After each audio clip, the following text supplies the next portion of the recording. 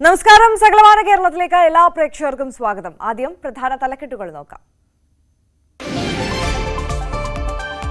വരൾച്ചയിൽ വലഞ്ഞ നാട്, നീർച്ചാലുകൾ വറ്റിവരണ്ടു. പത്തനംതിട്ട മലയോരത്ത് വന്യജീവി ശല്യം രൂക്ഷം.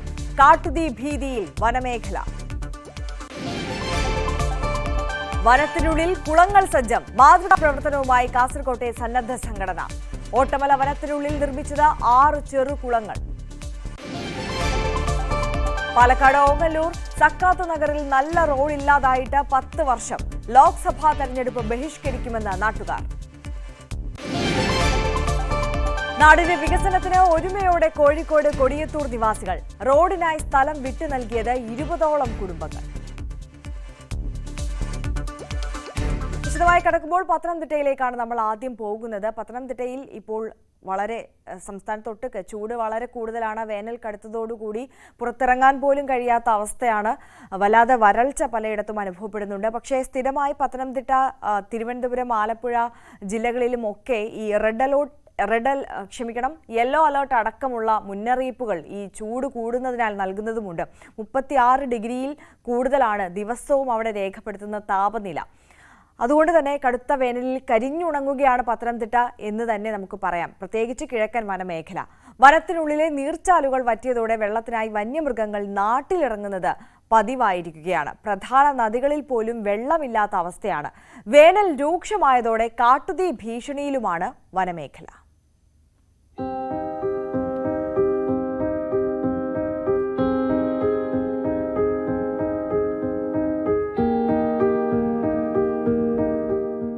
രൂക്ഷമായ വേനലിന്റെ പിടിയിലാണ് പത്തനംതിട്ട ജില്ലയിലെ വനമേഖല. പശ്ചിമഘട്ട മേഖലയിലെ നിബിഡ വനങ്ങളെല്ലാം വേനൽ ചൂടിൽ കരിഞ്ഞുണങ്ങി. വർഷകാലത്ത് നിറഞ്ഞൊഴുകിയ അച്ചൻകോവിലാറും കല്ലാറും ചെറിയ നീർച്ചാലുകളായി മാറി.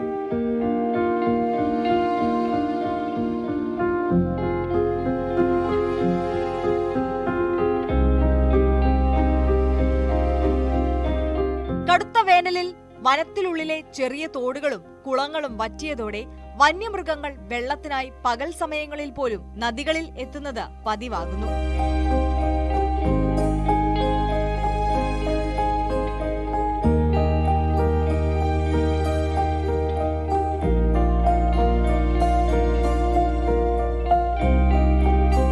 കടുത്ത ചൂടിൽ മരങ്ങളും ചെടികളും കരിഞ്ഞുണങ്ങിയതിനാൽ കാട്ടുതീ ഭീഷണിയിലാണ് വനമേഖല.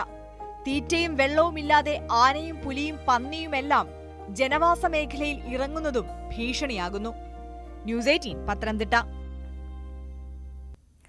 ചൂട് കൂടിയതോടെ വന്യമൃഗങ്ങൾ നാട്ടിലേക്ക് ഇറങ്ങുന്നത് തടയാൻ കാടിനുള്ളിൽ ചെറുകുളങ്ങൾ ഒരുക്കിയിരിക്കുകയാണ് കാസർകോട്ടെ സന്നദ്ധ സംഘടന.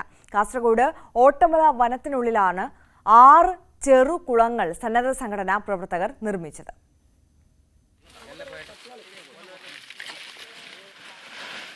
ചൂട് കൂടിയതോടെ വന്യമൃഗങ്ങൾ വെള്ളം തേടി നാട്ടിലിറങ്ങുന്നത് തടയാനാണ് ശ്രമം. വനത്തിനുള്ളിൽ നീരുറവകൾ കണ്ടെത്തിയാണ് ചെറുകുളങ്ങളുടെ നിർമ്മാണം. ബ്രഷ്വുഡ് ചെക്ക് ഡാമുകളും നിർമ്മിച്ചിട്ടുണ്ട്. ഓട്ടമല വനസംരക്ഷണ സമിതിയും സർപ്പപക്മാർക്ക് ഫൗണ്ടേഷനും സംയുക്തമായാണ് വനത്തിലെ നീരുറവകൾ സംരക്ഷിക്കുന്നത്. ഓട്ടമല വനസംരക്ഷണ സമിതി, അതുപോലെ സർപ്പ പക്മാർക്ക് റെസ്ക്യൂ ഫൗണ്ടേഷൻ, ഇതിൻ്റെ എല്ലാം ആഭിമുഖ്യത്തിൽ എല്ലാ വർഷവും ഇതുപോലെ നീർക്കുഴികൾ കണ്ടെത്തി അത് ഡെവലപ്പ് ചെയ്ത് കുളങ്ങൾ നിർമ്മിച്ചു വരുന്നുണ്ട്. കുളങ്ങളും നീരുറവുകളൊക്കെ സംരക്ഷിച്ചു വരുന്നുണ്ട്. അപ്പം അതിൻ്റെ ഭാഗമായിട്ട് ഇത്തവണ ഓട്ടമല വനപ്രദേശത്ത് ഏകദേശം 6ഓളം കുളങ്ങളാണ് നിർമ്മിച്ചത്. അപ്പോൾ ഇത് വന്യമൃഗങ്ങൾ വെള്ളം തേടി നാട്ടിലേക്ക് ഇറങ്ങുന്നത് നമുക്ക് തടയാനായിട്ട് സാധിക്കും. അതുപോലെ തന്നെ ഈ പ്രദേശത്തെ ഇപ്പോൾ തൊട്ടടുത്ത് കാടാണെങ്കിൽ തൊട്ടടുത്ത് നാടാണ്. അപ്പോൾ നാടിൻ്റെ ഭൂഗർഭജലം ഉയർത്താൻ നമുക്ക് ഇതുകൊണ്ട് സാധിക്കുന്നുണ്ട്. കൊടും ചൂടിലും വന്യജീവികൾക്ക് ഇനി കാട്ടിനുള്ളിൽ യഥേഷ്ടം വെള്ളം കുടിക്കാം. പക്ഷികൾക്ക് കത്തുന്ന വെയിലിൽ നിന്നും ആശ്വാസം നേടാം. കാടിന്റെ പച്ചപ്പിലേക്ക് നിറം മാറ്റവുമായി വേനലെത്തുമ്പോൾ ചെറുകുളങ്ങൾ വെള്ളത്താൽ സമൃദ്ധമാകും. ന്യൂസ് 18 കാസർഗോഡ്. വന്യമൃഗങ്ങൾ കാടിറങ്ങുന്നത് തടയാൻ വനത്തിനകത്ത് കുളങ്ങൾ സ്ഥാപിച്ചും പഴവൃക്ഷ തൈകൾ നടുന്ന നടപടിയും വനം വകുപ്പും ആരംഭിച്ചു. പാലക്കാട് ജില്ലയിലെ വനമേഖലയിലാണ് പദ്ധതി ഊർജിതമായി ഇപ്പോൾ നടക്കുന്നത്.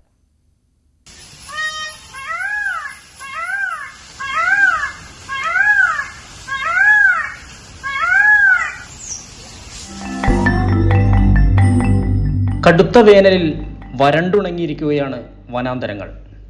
വൻ മരങ്ങളല്ലാതെ പച്ചപ്പുകൾ ഇല്ലാതായിക്കൊണ്ടിരിക്കുന്നു.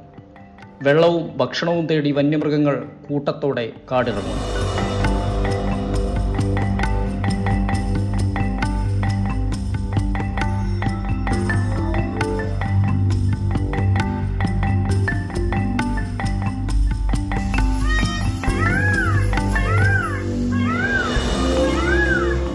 ഗ്രാമങ്ങളിലെ പച്ചപ്പും ജലസമൃദ്ധിയുമാണ് വന്യമൃഗങ്ങളെ ആകർഷിക്കുന്നത്.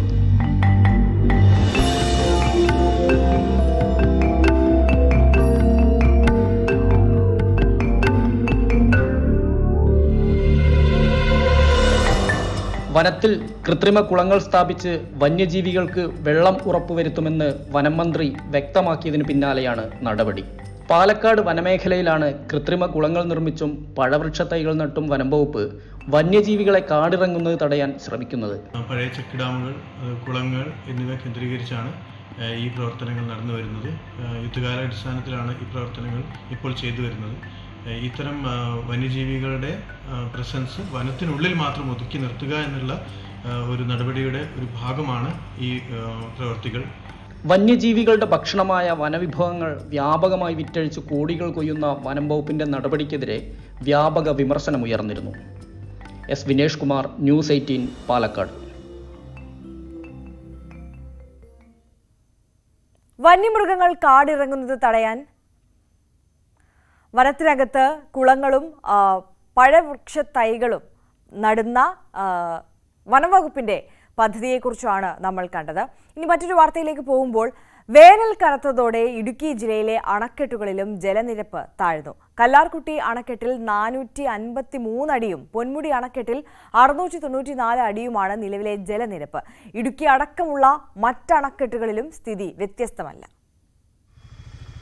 ദിവസങ്ങളായി ഹൈറേഞ്ച് മേഖല വേനൽ മഴയ്ക്കായുള്ള കാത്തിരിപ്പിലാണ്.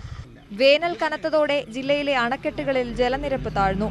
പുഴകളിലെ ജലനിരപ്പ് ക്രമാതീതമായി താഴ്ന്നതും കൈത്തോടുകളും അരുവികളുമെല്ലാം പൂർണ്ണമായി വറ്റിയതും വലിയ പ്രതിസന്ധി ഉയർത്തുകയാണ്. പകൽ ചൂട് വർദ്ധിച്ചതോടെ ജലാശയങ്ങളിൽ ബാഷ്പീകരണ തോതും വർദ്ധിച്ചിട്ടുണ്ട്. ഇത്തവണത്തെ മഴക്കുറവ് അണക്കെട്ടുകളിലെ ജലനിരപ്പിനെ പ്രതികൂലമായി ബാധിച്ചിരുന്നു. പിന്നീട് തുലാവർഷം എത്തിയതോടെയായിരുന്നു ആ വലിയ പ്രതിസന്ധി മറികടന്നത്. വേനൽ മഴ ഉടനെത്തുമെന്ന പ്രതീക്ഷയിലാണ് വൈദ്യുതി വകുപ്പും. വേനൽ കനക്കുകയും മഴ വൈകുകയും ചെയ്താൽ ജലനിരപ്പിൽ വീണ്ടും കുറവ് സംഭവിക്കും. അണക്കെട്ടുകളിലെ ജലം ഉപയോഗിച്ച് വൈദ്യുതി ഉപയോഗം കൂടുതലുള്ള രാത്രികാലത്ത് മാത്രമാണ് ഇപ്പോൾ വൈദ്യുതി ഉൽപ്പാദനം നടത്തുന്നത്. കൊടും ചൂടിൽ കാർഷിക മേഖലയും വരണ്ടുണങ്ങുകയാണ്. വേനൽ മഴ വൈകിയാൽ കാര്യങ്ങൾ കൂടുതൽ പ്രതിസന്ധിയിലാകും. ന്യൂസ് 18 ഇടുക്കി. പാലക്കാട് ഓങ്ങല്ലൂർ സക്കാത്ത് നഗറിൽ നല്ല റോഡില്ലാതായിട്ട് 10 വർഷമാകുന്നു. ഇതോടെ തെരഞ്ഞെടുപ്പിൽ വോട്ട് ചെയ്യാതെ തങ്ങളുടെ പ്രതിഷേധം അറിയിക്കാനാണ് ഇവിടുത്തുകാരുടെ തീരുമാനം. ഓങ്ങല്ലൂർ ഗ്രാമപഞ്ചായത്ത് 18-ാം വാർഡിൽ ഉൾപ്പെടുന്ന കൊണ്ടൂർക്കര സക്കാത്ത് നഗറിലെ കുടുംബങ്ങളാണ് സഞ്ചാരയോഗ്യമായ റോഡില്ലാത്തതിനാൽ യാത്രാ ദുരിതം അനുഭവിക്കുന്നത്. 10 വർഷത്തോളമായി പ്രദേശത്തേക്കുള്ള റോഡ് തകർന്നു കിടക്കുകയാണ്. കുണ്ടും കുഴിയും നിറഞ്ഞ മൺപാതയിലൂടെ വളരെ ബുദ്ധിമുട്ടിയാണ് പ്രദേശവാസികൾ സഞ്ചരിക്കുന്നത്.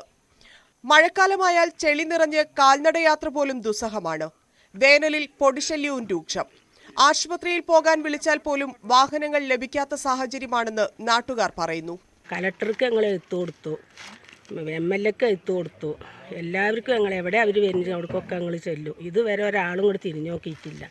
മഴക്കാലത്ത് ഞങ്ങൾക്ക് ഭയങ്കര ബുദ്ധിമുട്ടാണ്.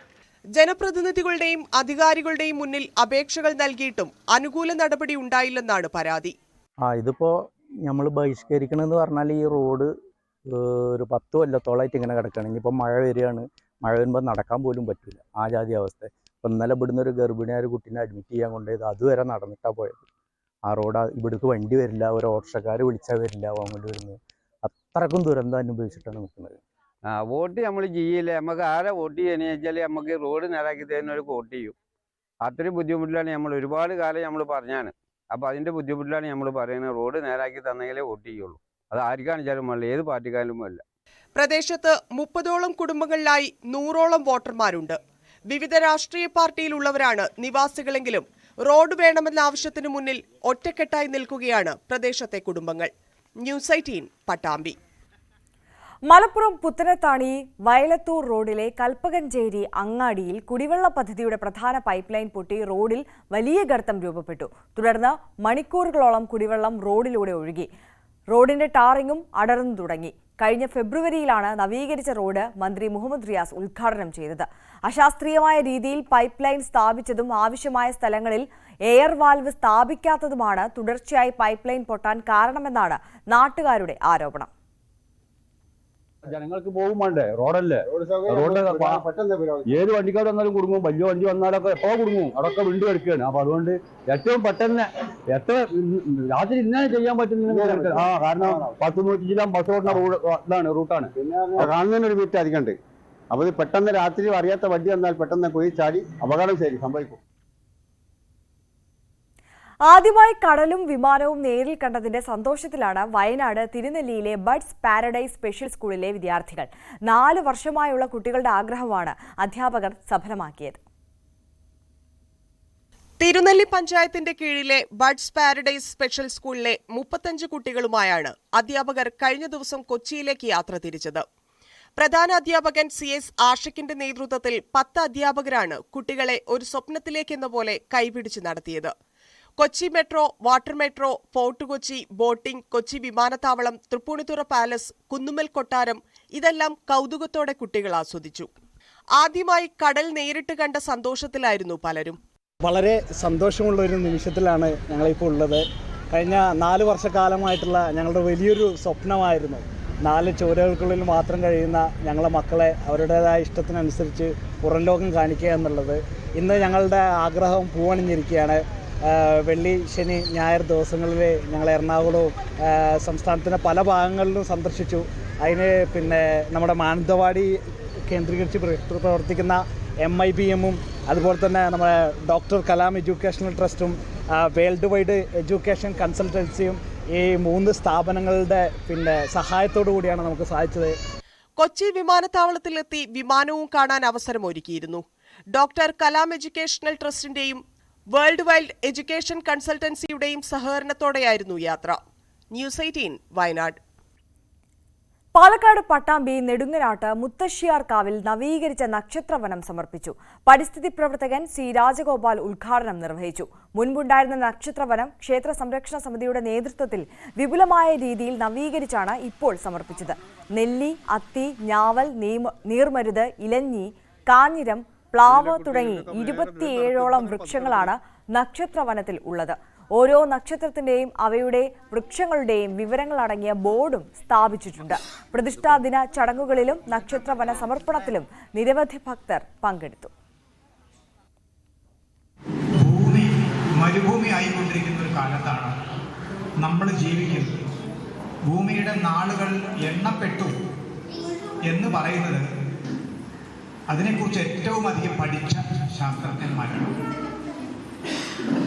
അവിടെയാണ് ഈ ഭൂമി നിലനിൽക്കുന്നതിൻ്റെ ശാസ്ത്രം, നിലനിൽക്കുന്നതിന് ആവശ്യമായ വിശ്വാസങ്ങൾ, ആഴത്തിൽ വേരിറങ്ങുന്ന വിശ്വാസങ്ങൾ ലബോറട്ടറി ശാസ്ത്രം കണ്ടെത്തുന്നതിനും എത്രയോ മുൻപ് കണ്ടെത്തി അതൊക്കെ പ്രാർത്ഥനകളായിട്ടും വിശ്വാസങ്ങളായിട്ടും ജീവിതത്തിൽ അലിയിച്ചു ചേർത്ത നമ്മുടെ സംസ്കാരത്തിന്റെ പ്രസക്തി. അതിന് പകരം വയ്ക്കാൻ ലോകത്ത് വേറെയില്ല.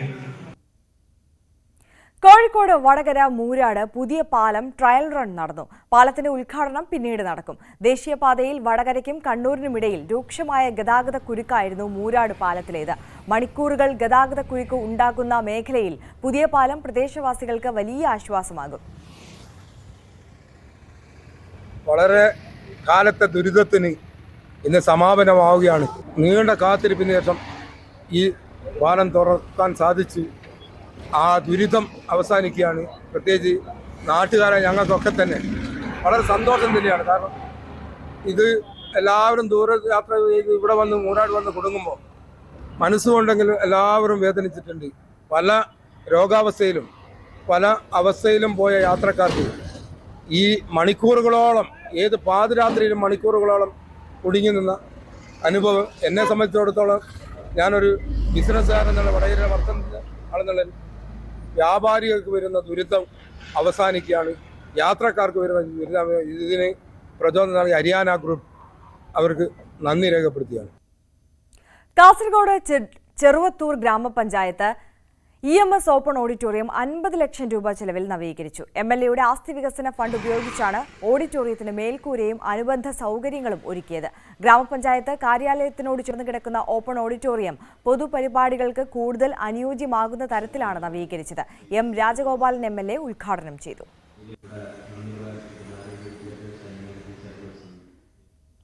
പാലക്കാട് മുതുതല ഗ്രാമപഞ്ചായത്ത് 2023-24 വാർഷിക പദ്ധതിയിൽ ഉൾപ്പെടുത്തി പട്ടികജാതി വിദ്യാർത്ഥികൾക്ക് പഠനോപകരണങ്ങൾ വിതരണം ചെയ്തു. 80 വിദ്യാർത്ഥികൾക്കാണ് മേശയും കസേരയും ഉൾപ്പെടെയുള്ള പഠനോപകരണം നൽകിയത്. പദ്ധതിക്കായി 3,44,000 രൂപയാണ് വകയിരുത്തിയത്. ഗ്രാമസഭകൾ വഴിയാണ് ഗുണഭോക്താക്കളെ തെരഞ്ഞെടുത്തത്. കൊടുമുണ്ട ബാബൂസ് ഓഡിറ്റോറിയത്തിൽ നടന്ന പരിപാടിയിൽ ഗ്രാമപഞ്ചായത്ത് പ്രസിഡന്റ് ആനന്ദവല്ലി വിതരണോദ്ഘാടനം നിർവഹിച്ചു. ുള്ള സൗകര്യം ഇതുമൂലം ഉണ്ടാവുമെന്ന് വിശ്വസിക്കുന്നു. ഇല്ലെങ്കിൽ നിങ്ങൾ രക്ഷിതാക്കൾ അവർക്ക് അതിനുള്ള സൗകര്യം ഉണ്ടാക്കി കൊടുക്കണം. ആ ഒരു ഉദ്ദേശത്തോടു കൂടിയാണ് ഗ്രാമപഞ്ചായത്ത്. നമുക്കറിയാം, ചെറിയൊരു വരുമാനമുള്ള പഞ്ചായത്താണ്. എല്ലാ വിഭാഗം ആളുകളെയും പരിഗണിക്കുമ്പോൾ നമുക്കുള്ള ഫണ്ട് കൊണ്ട്, പക്ഷേ ഏറ്റവും കൂടുതൽ നമ്മൾ ശ്രദ്ധിക്കാറുള്ളത് വയനാട് കൊമ്മയോട് സെന്റ് സെബാസ്റ്റ്യൻസ് UP സ്കൂളിൽ 2023-24 അധ്യയന വർഷത്തെ പഠനോത്സവം നടത്തി. വയനാട് ജില്ലാ പഞ്ചായത്ത് ക്ഷേമകാര്യ standing committee chairman Junaid Kaippani ഉദ്ഘാടനം ചെയ്തു. പഠന ഉൽപ്പന്നങ്ങളുടെ പ്രദർശനത്തിന്റെ ഉദ്ഘാടനവും നടന്നു.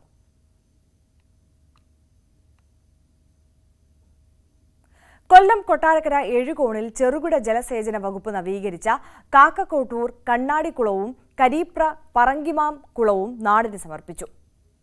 തുടർന്ന് കലയപുരം പെരുങ്കുളം റോഡും നവീകരിച്ചു തുറന്നു നൽകി. 3 കോടി വിനിയോഗിച്ച് ആധുനിക നിലവാരത്തിൽ പണി കഴിപ്പിച്ച റോഡാണിത്. വർണ്ണാഭമായി പാലക്കാട് കൂറ്റനാട് ആമക്കാവ് ഭഗവതി ക്ഷേത്രത്തിലെ പൂരം. ഗജവീരന്മാരും വാദ്യഘോഷങ്ങളുമായി നടന്ന എഴുന്നള്ളിപ്പ് പൂരപ്പറമ്പിനെ ആവേശത്തിലാക്കി. ദേശപൂരങ്ങളുടെ വൈവിധ്യമാർന്ന വരവുകൾ, പഞ്ചവാദ്യം, എഴുന്നള്ളിപ്പുകൾ, കാളവേലകൾ, പൂക്കാവടികൾ, ശിങ്കാരിമേളം, തിറ തുടങ്ങി വിസ്മയം തീർക്കുന്ന പരിപാടികൾ ക്ഷേത്ര മൈതാനത്ത് അണിനിരന്നു.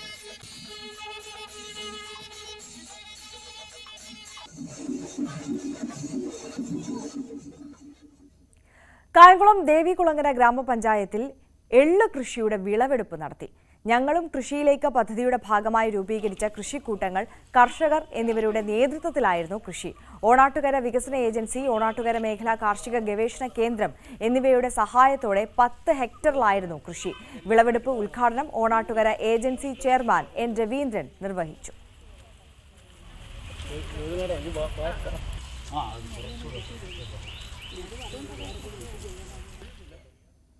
ഇനി ഇന്നത്തെ അറിയിപ്പുകൾ നോക്കാം.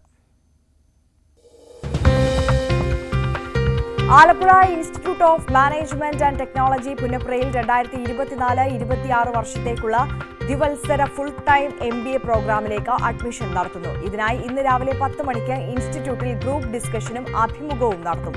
കൂടുതൽ വിവരങ്ങൾക്ക് ഓഫീസുമായി ബന്ധപ്പെടുക. ആലപ്പുഴ ചെട്ടികുളങ്ങര മൃഗാശുപത്രിയിൽ നാളെ രാവിലെ 9:30 മുതൽ 12 മണി വരെ 2 മാസം പ്രായമുള്ള മുട്ടക്കോഴിക്കുഞ്ഞിനെ ഒന്നിന് 120 രൂപ നിരക്കിൽ വിതരണം ചെയ്യും. ആവശ്യമുള്ളവർ അന്നേ ദിവസം രാവിലെ മൃഗാശുപത്രിയിൽ എത്തിച്ചേരണം.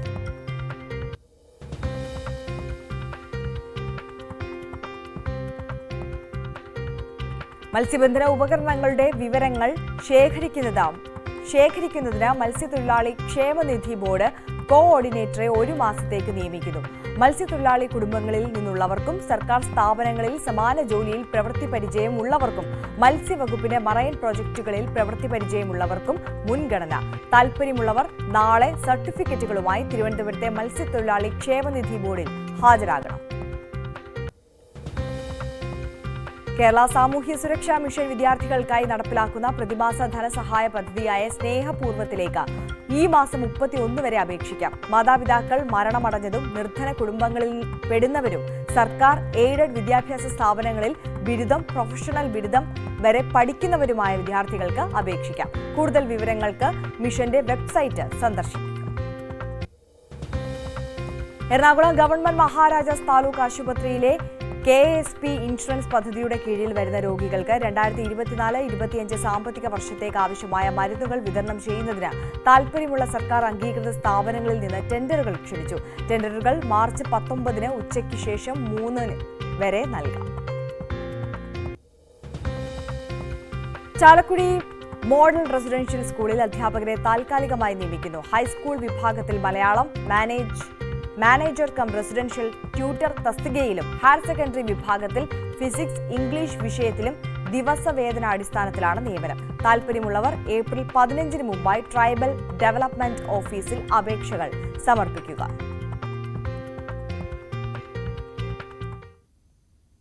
അന്തരിച്ച ഗുരുനാഥന്റെ ജന്മവാർഷികം ആചരിച്ച് ശിഷ്യർ. പ്രശസ്ത ചിത്രശില്പ കലാകാരൻ ഗണപതി മാസ്റ്ററിന്റെ 85ാം ജന്മവാർഷികമാണ് ഗുരുസ്മരണീയം 2024 എന്ന പേരിൽ സംഘടിപ്പിച്ചത്.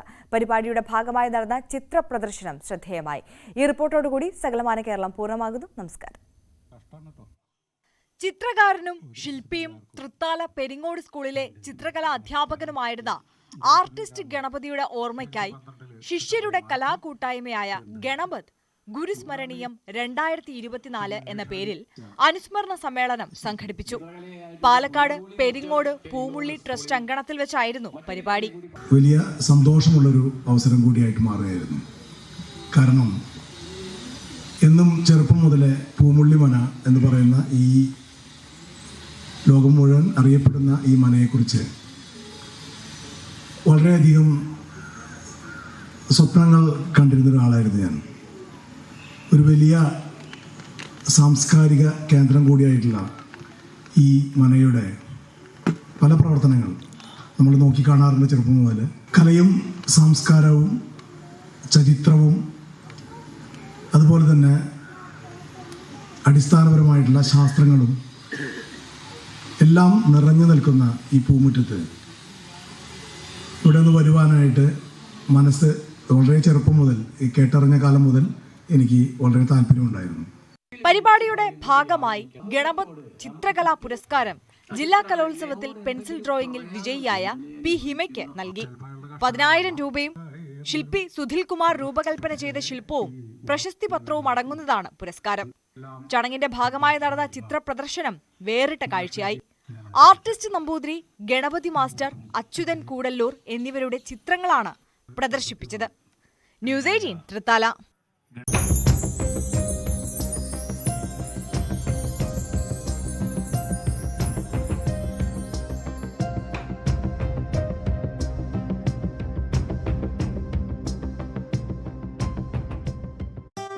BJP കഴിഞ്ഞ തവണത്തെ പോലെ